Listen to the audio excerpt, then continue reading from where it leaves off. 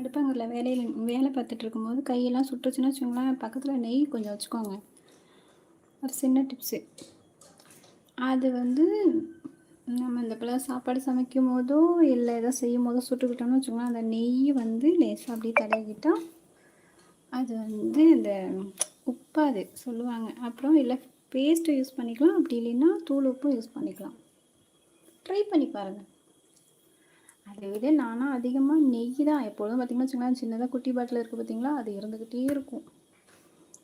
ஏன்னா, அதுதான் வந்து அந்த சாப்பாடு வடிக்கும்போதும் சரி, இல்ல ஏதாவது சுட்டுட்டோம்னா, அப்படியே டக்குன்னு உப்பிடும். அது தடவுனா உப்பும் உப்பாது, அந்த நேரம் தான் எரியும். அடுத்த நேரம் எரியாது. நீங்க ஒரு வாட்டி ட்ரை பண்ணி பாருங்க.